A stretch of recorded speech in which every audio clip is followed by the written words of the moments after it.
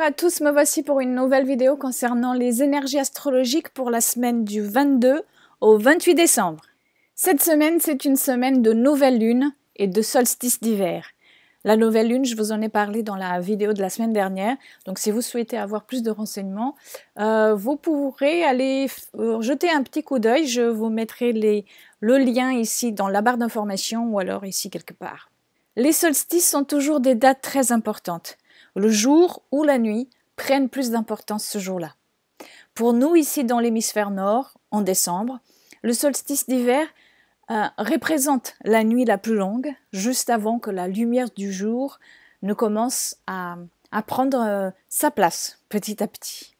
C'est un moment de l'année qui nous demande du recueillement, c'est un moment de pause, un moment de bilan, et d'identification de cette part d'ombre que nous avons tous en nous et qui doit elle aussi venir à la conscience pour ne plus rester dans une zone indéfinie et gagner du terrain. L'acceptation de ces zones d'ombre en nous permettent d'avancer et non pas de reculer comme beaucoup le pensent.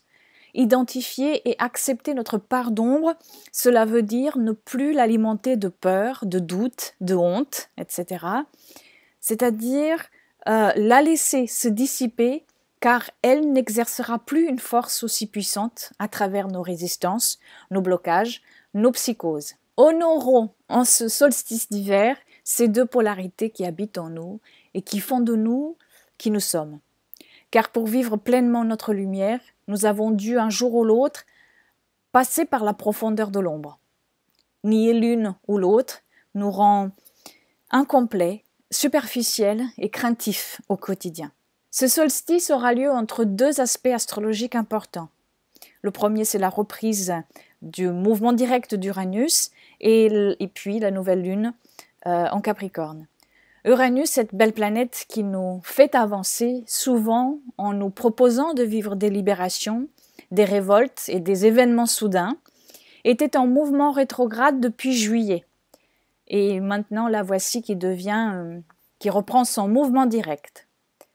Quand une planète est en mouvement rétrograde, tout ce qu'elle symbolise est beaucoup plus ressenti intérieurement. Cela veut dire que maintenant, Uranus va petit à petit reprendre son mouvement direct et nous relier à la manifestation extérieure.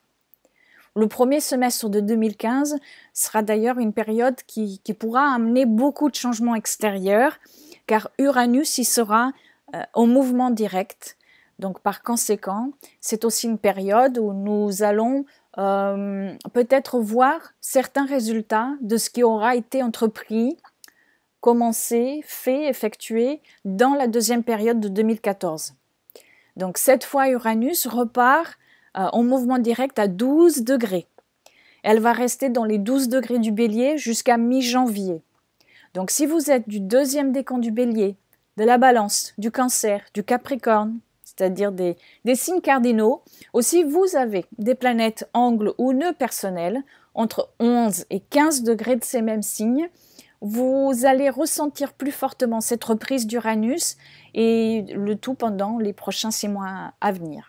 Après la reprise d'Uranus et puis le solstice d'hiver qui nous invite à aller vers notre lumière, voici que le nouveau cycle de lunaison commence avec la nouvelle lune en Capricorne qui nous invite à aller vers de nouveaux cimes, mais dans la durée. Il s'agit aussi de patience et de prendre son temps. Nous sommes vraiment dans une période de recueillement. Les énergies sont celles de l'ancrage, avec le Capricorne et puis presque toutes les planètes rapides qui sont dans ce signe. Il n'y a que Mars qui ne l'est pas. Donc il y a ce besoin d'équilibrer la reprise d'Uranus dans un signe de feu et d'action. Donc pas de précipitation, il faut avancer, oui c'est certain, mais il faut aussi regarder où l'on va mettre les pieds.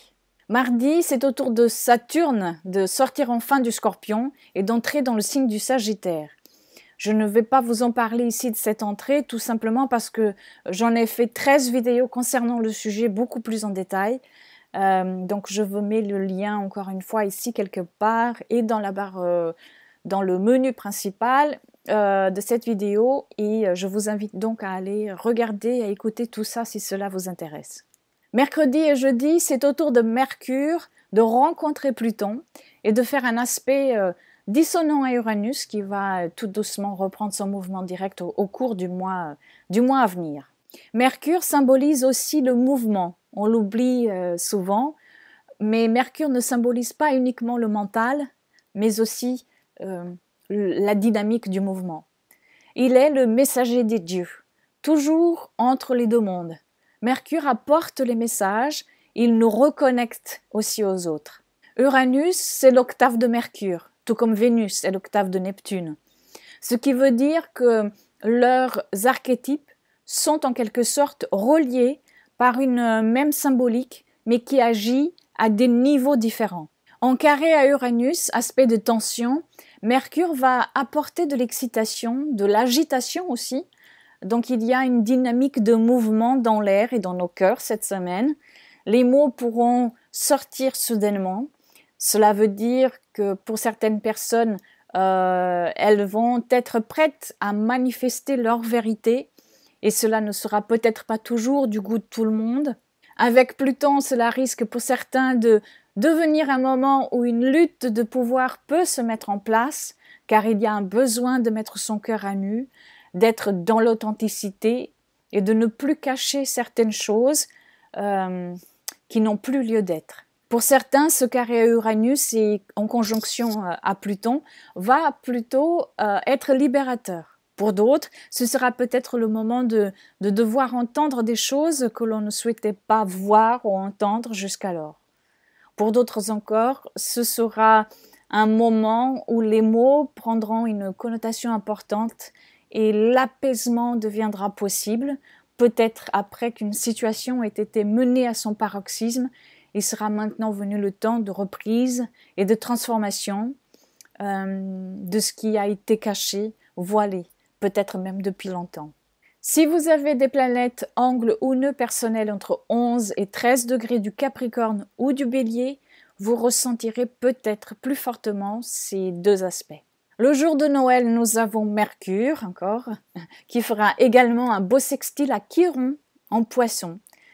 Donc tout ce qui adviendra de la rencontre de Mercure avec Uranus et Pluton sera venu pour aller vers la réparation, que ce soit à un niveau personnel ou collectif. Je pense donc que ceci sera le message de Chiron. Si vous avez des planètes angles ou nœuds personnels entre 12 et 13 degrés du Capricorne ou du Poisson, vous ressentirez cet aspect beaucoup plus fortement.